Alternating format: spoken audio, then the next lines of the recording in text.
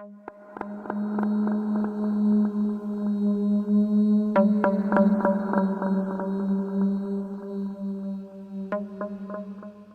guys, jumpa lagi di SCH Sakura Cerita Horor Part 2 yang berjudul Gentayangan.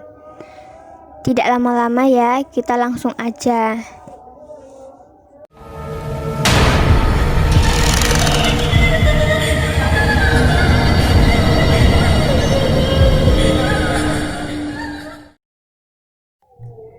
Di suatu ketika di sebuah kampung yang kehidupannya begitu aman, tenang dan tentram, bahkan kampung tersebut adalah kampung ternyaman.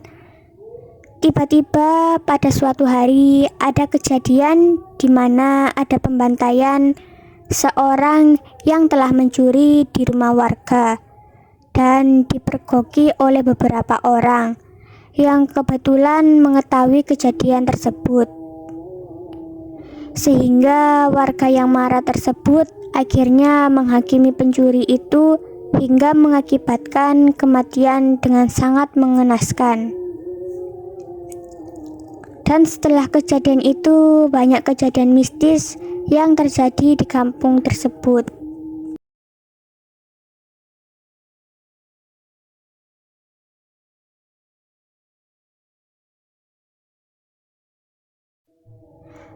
Awalnya di desa kampung tersebut aman-aman saja, tapi suatu hari tiba-tiba mulai kejadian satu persatu. Banyak yang kehilangan barang, kadang hewan ternak, kadang motor atau sepeda, bahkan barang-barang yang lain. Di suatu hari tibalah giliran rumah orang terkaya di kampung itu yang mulai kehilangan. Padahal rumah orang terkaya di kampung itu dijaga oleh puluhan penjaga yang bekerja di sana. Pada malam itu, suasana gelap dan sepi. Pencuri itu pun beraksi. Mungkin karena dorongan ekonomi, karena dia membutuhkan uang, akhirnya pencuri itu nekat masuk ke rumah orang kaya tersebut. Tanpa disadari oleh pencuri, penjaga di rumah tersebut mencurigai gerak-gerik orang yang mengendap-endap di belakang rumah. Akhirnya aksi si pencuri ketahuan oleh penjaga rumah. Ia pun berlari cepat. Karena panik, pencuri tersebut lari tak tentu arah, hingga akhirnya tak disadari ia sudah sampai di ujung kampung. Yang ternyata di sana banyak warga yang sedang melakukan jaga atau ronda. Akhirnya ia terjebak di antara para warga yang ronda dan penjaga rumah orang terkaya tersebut. Kebetulan di depan pos ronda tersebut ada sungai. Akhirnya ia pun menyelamatkan dirinya dengan menjemburkan dirinya ke sungai, berharap bisa kabur. Karena warga yang sudah marah kejadian kehilangan harta benda, maka warga pun melempari pencuri tersebut tanpa ampun. Pencuri disodok pakai bambu dan lain-lain. Akhirnya dia meminta tolong. Dan akhirnya ada warga yang berniat mau mengamankan agar tidak ada yang main hakim sendiri. Dan si pencuri pun menyerah. Tapi karena penjaga rumah orang kaya itu tidak sabar dan masih emosi, akhirnya ia menebas tangan pencuri yang pada saat itu masih di sungai. Dan pencuri tersebut ditarik keluar dari sungai, dinaikkan di darat, dibawa ke pos ronda. Tapi warga sudah mulai emosi. Warga pun ikut melakukan perbuatan yang tidak selayaknya kepada pencuri tersebut.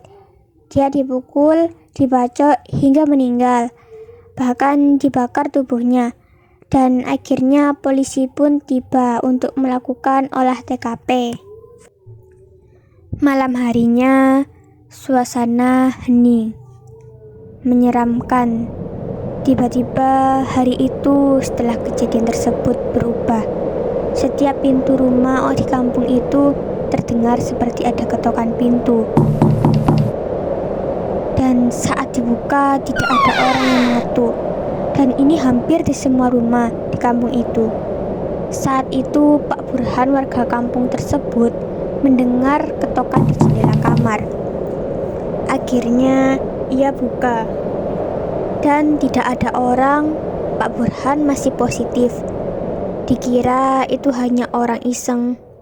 Hari kedua, ketukan di jendela muncul lagi dan lagi. Dan itu pun tidak ada orang.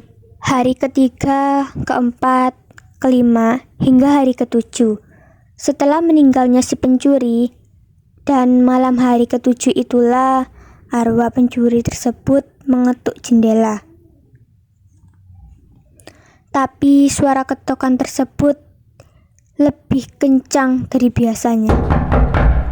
Akhirnya karena penasaran, Pak Burhan pun membuka jendela. Dan nampaklah sesosok orang yang ternyata sosok pencuri yang dihakimi warga. Dengan tangan yang putus, tubuh yang penuh darah, dan luka, bahkan tubuhnya yang gosong. Pak Burhan terkejut setengah mati melihat kejadian itu. Akhirnya ia tutup rapat jendela dan berdoa. Tapi masih terdengar suara si pencuri yang minta tolong dan minta disempurnakan tubuhnya yang tangannya putus di sungai. Dan malam hari berikutnya, Pak Burhan berjualan sate seperti biasanya. Dia berhenti di pinggir jalan. Tiba-tiba dia melihat sesosok laki-laki yang memanggil dirinya.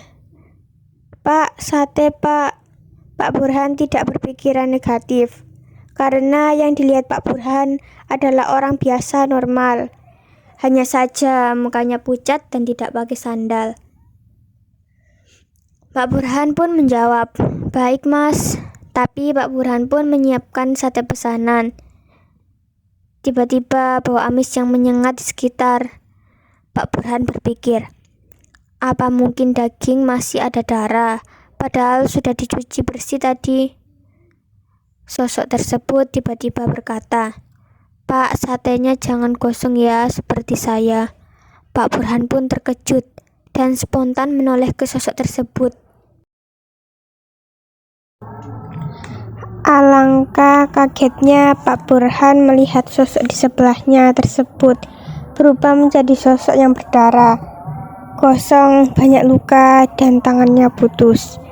Pak Burhan lari terbirit-birit dan pingsan di depan masjid hingga pagi hari, baru ditemukan oleh warga.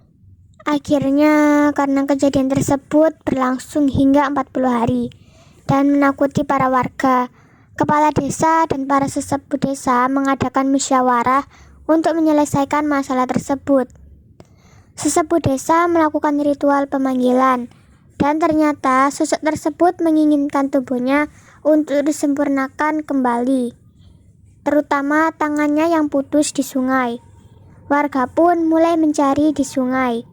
Beruntungnya, potongan tangan tersebut masih ada di ranting pohon yang jatuh ke sungai. Doa bersama dilakukan, sekaligus menguburkan potongan tangan untuk disatukan lagi di makamnya.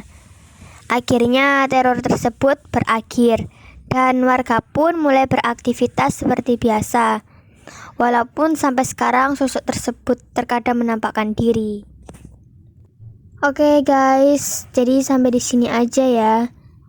Pelajaran yang diambil di sini, jangan main hakim sendiri.